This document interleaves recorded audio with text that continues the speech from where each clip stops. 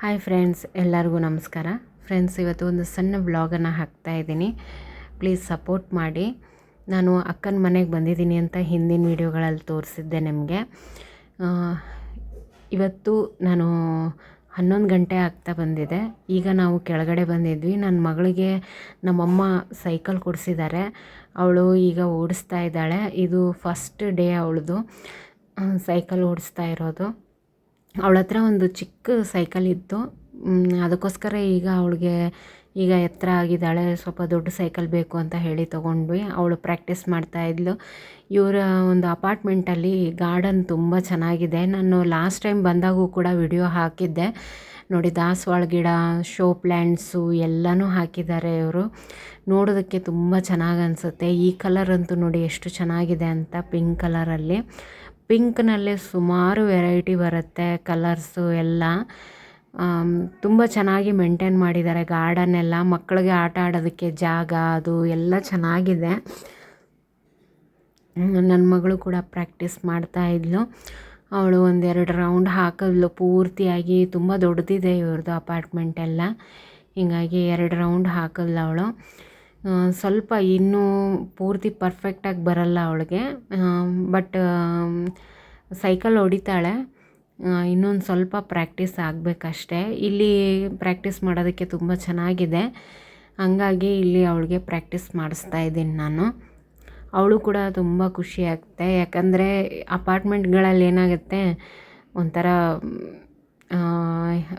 Box ಥರ ಅನಿಸುತ್ತೆ ಮನೆಗಳು. ಹೊರಗಡೆ ಬರಲಿಲ್ಲ ಅಂದರೆ ಬೇಜಾರಾಗುತ್ತೆ. ಯಾಕಂದರೆ ನಾವು ಊರಲ್ಲೆಲ್ಲ ಸಪ್ರೇಟ್ ಮನೆಯಲ್ಲಿ ಇರುವಂಥವ್ರು. ಈ ಥರ ಅಪಾರ್ಟ್ಮೆಂಟ್ ಅಂದರೆ ಒಂಚೂರು ಬೇಜಾರಾಗುತ್ತೆ. 1 ದಿನ 2 ದಿನಕ್ಕೆ ಏನೂ ಬೇಜಾರಾಗಲ್ಲ. ಈಗ ನೋಡಿ ಎಲ್ಲ ಅವಳು ಓಡಾಡಿಕೊಂಡು ಕೊನೆಗೆ ಈಗ ಮನೆಗೆ ಹೋಗ್ತಾ ಇದ್ದೀವಿ ನಾವು. ಇವರ ಅಪಾರ್ಟ್ಮೆಂಟಲ್ಲಿ ಎಲ್ಲ ಫೆಸಿಲಿಟಿ ಇದೆ. ಚಿಕ್ಕ ಮಕ್ಕಳಿಂದ ಹಿಡಿದು ದೊಡ್ಡವ್ರ ತನಕ ಆಟ ಆಡೋದಕ್ಕೆ ಇದೆ. ಸ್ವಿಮ್ಮಿಂಗ್ ಫೂಲ್ ಇದೆ, ಎಲ್ಲ ಇದೆ. ತುಂಬ ಚೆನ್ನಾಗಿ ಅನಿಸುತ್ತೆ. ಬಂದು ಒಂದು ಸ್ವಲ್ಪ ದಿನ ಇದ್ದು ಹೋಗೋದಕ್ಕೆ. ಈಗ ಮನೆಗೆ ಹೋದ್ವಿ. ಮನೆಗೆ ಹೋದ ತಕ್ಷಣ ಅವಳು ತಿನ್ನೋಕ್ಕೇನಾದರೂ ಬೇಕು ಅಂತ ಇದ್ಲು. ಹಾಗೆ ಒಂದು ಸ್ವಲ್ಪ ಸ್ನ್ಯಾಕ್ಸ್ ಏನಾದರೂ ತೊಗೊಂಡು ಬರೋಣ ಅಂತ ಹೇಳಿ ಮತ್ತೆ ವಾಪಸ್ ಕೆಳಗಡೆ ಹೋದ್ವಿ. ಇಲ್ಲೇ ಒಂದು ಪ್ರಾವಿಷನ್ ಸ್ಟೋರ್ ಇದೆ. ನಾನು ಅಲ್ಲಿ ಒಳಗಡೆ ಏನೂ ವಿಡಿಯೋ ಮಾಡೋಕ್ಕೆ ಹೋಗಲಿಲ್ಲ. ತೊಗೊಂಡ್ಬಿಟ್ಟು ಮತ್ತೆ ವಾಪಸ್ ಮನೆಗೆ ಬಂದ್ವಿ ನಾವು. ನಮ್ಮ ಅಕ್ಕನ ಮನೆಯಲ್ಲಿ ಒಂದು ನಾಯಿ ಸಾಕಿದ್ದಾರೆ. ಅದಕ್ಕೆ ಬ್ರೌನಿ ಅಂತ ಕರೀತಾರೆ ಅವರು. ಬ್ರೌನಿ ಅಂತ ಹೆಸರಿಟ್ಟಿದ್ದಾರೆ. ಅದಂತೂ ನಾವು ಹೊರಗಡೆ ಹೋದರೆ ನಮ್ಮ ಜೊತೆಗೆ ಹೊರಗಡೆ ಬರ್ತೀನಿ ಅನ್ನತ್ತೆ. ಬಂದ್ರಂತೆ ಮನೆಗೆ ವಾಪಸ್ ಬಂದರೆ ತುಂಬಾ ಖುಷಿ ಆಗುತ್ತೆ ಅದಕ್ಕೆ. ನಾವು ಹೊರಗಡೆ ಹೋಗಿ ನೋಡಿ ಕೆಳಗಡೆ ಚಿಪ್ಸು ಮತ್ತು ಈ ಬೋಟಿ, ನೀವೇನು ಹೇಳ್ತೀರಾ ಅಂತ ತಿಳಿಸಿ. ನಾವು ಅದಕ್ಕೆ ಬೋಟಿ ಅಂತ ಕರಿತೀವಿ. ಇದನ್ನು ಮತ್ತು ಐಸ್ ಕ್ರೀಮ್ ತಗೊಂಡು ಬಂದಿದ್ವಿ, ಅದನ್ನು ತಿಂದ್ವಿ. ತುಂಬ ನನ್ನ ಮಗಳಂತೂ ತುಂಬ ಇಷ್ಟಪಟ್ಟು ನೋಡಿ ಯಾವ ರೀತಿಯಾಗಿ ತಿಂತಾಯಿದ್ದಾಳೆ ಅಂತ. ಎಲ್ಲ ಬೆರಳಿಗೂ ಒಂದೊಂದು ಹಾಕ್ಕೊಂಡು ತಿಂತಾಯಿದ್ದಾಳೆ. ನಾವು ಕೂಡ ಚಿಕ್ಕ ವಯಸ್ಸಲ್ಲಿ ಇದೇ ರೀತಿಯಾಗೆ ತಿಂತಾಯಿದ್ವಿ. ಅವು ನೋಡಿದಾಗೆಲ್ಲ ಆ ಥರ ನೋಡಿದಾಗೆಲ್ಲ ನಮ್ಮ ನೆನಪಾಗುತ್ತೆ. ನಾವು ಈ ರೀತಿ ತಿಂತಾಯಿದ್ವಲ್ಲ ಅಂತ ಹೇಳಿ. ಹಾಗೆ ನಮ್ಮ ಅಕ್ಕ ನನಗೋಸ್ಕರ ಅಂತ ಹೇಳಿ ಮಂಗಳೂರು ಬಜ್ಜಿ ಮಾಡ್ತಾಯಿದ್ದಾಳೆ. ಅವಳೊಂದು ಸ್ವಲ್ಪ ಡಿಫ್ರೆಂಟ್ ವೇನಲ್ಲಿ ಮಾಡ್ತಾಯಿದ್ದಾಳೆ. ಹಾಗೆ ಇದು ಗುಳಂಬ ಅಂತಾರೆ, ಮಾವಿನಕಾಯ್ದು. ನಾನು ಫಸ್ಟ್ ಟೈಮ್ ಟೇಸ್ಟ್ ನೋಡಿದ್ದು. ಅವಳು ಮಾಡಿದ್ದಾಳೆ, ತುಂಬ ರುಚಿಯಾಗಿತ್ತು. ಅವಳ ಕಡೆ ರೆಸಿಪಿ ಇಸ್ಕೊಂಡು ಮಾಡ್ಕೋಬೇಕು ನಾನು ಕೂಡ. ನನಗೆ ಒಂದು ಸ್ವಲ್ಪ ಕೊಡ್ತಾ ಇದ್ದಾಳೆ ಅವಳು. ಹಾಗೆ ನೋಡಿ ಗೋಲಿ ಬಜ್ಜಿನ ಈ ರೀತಿಯಾಗಿ ಬಿಡ್ತಾ ಇದ್ದಾಳೆ. ಇದಕ್ಕೆ ಅವಳು ಮೈದಾ ಹಿಟ್ಟು, ಮೊಸರು, ಸ್ವಲ್ಪ ಸಕ್ಕರೆ, ಉಪ್ಪು, ಕೊತ್ತಂಬರಿ, ಮೆಣಸಿನ್ಕಾಯಿ, ಈರುಳ್ಳಿ ಹಾಕಿ ಮಾಡ್ತಾ ಇದ್ದಾಳೆ ಅವಳು. ಬಟ್ ತುಂಬ ಚೆನ್ನಾಗಿತ್ತು. ಬರೀ ಪ್ಲೇನಾಗಿ ತಿಂದಿದ್ದೆ ನಾನು, ಈ ರೀತಿಯಾಗಿ ತಿಂದಿರಲಿಲ್ಲ.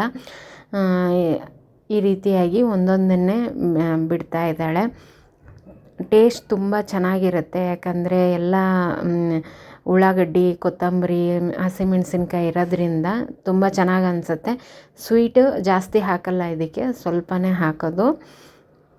ಕೆಲವೊಬ್ಬರು ಮಂಗಳೂರು ಬಜ್ಜಿಗೆ ಸ್ವೀಟ್ ಮಾತ್ರ ಹಾಕ್ತಾರೆ, ಉಳ್ಳಾಗಡ್ಡಿ ಎಲ್ಲ ಹಾಕಲ್ಲ.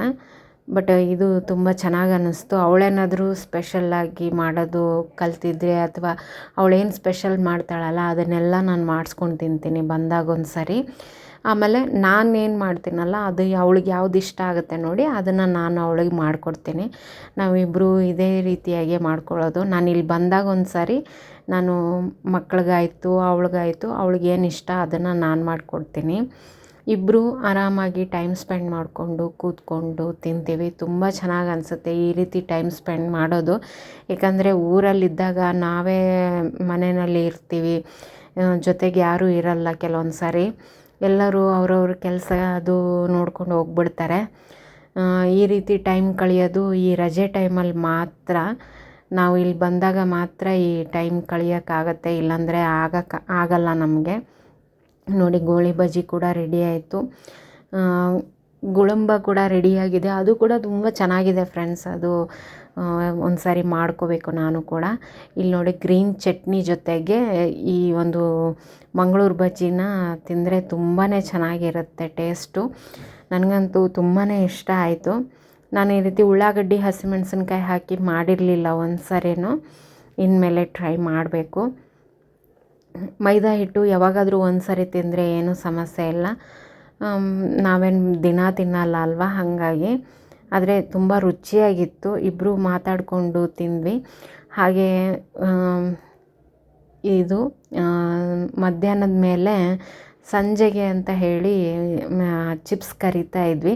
ನಾನು ಆಲೂಗಡ್ಡೆ ಚಿಪ್ಸ್ ಮಾಡಿದ್ದೆ ಅಂತ ನಿಮಗೆ ಹೇಳಿದ್ದೆ. ನಾನು ಆ ಆಲೂಗಡ್ಡೆ ಚಿಪ್ಸನ್ನು ತೊಗೊಂಡು ಬಂದಿದ್ದೆ. ಯಾಕಂದರೆ ಇಲ್ಲಿ ಅಪಾರ್ಟ್ಮೆಂಟ್ಗಳಲ್ಲಿ ಒಣಗಿಸೋದು ಮಾಡೋದು ಸ್ವಲ್ಪ ಕಷ್ಟ ಅಲ್ವಾ, ಹಾಗಾಗಿ ನಾನು ಅವಳಿಗೆ ತೊಗೊಂಡು ಬಂದಿದ್ದೆ ಬರಬೇಕಾದ್ರೆ.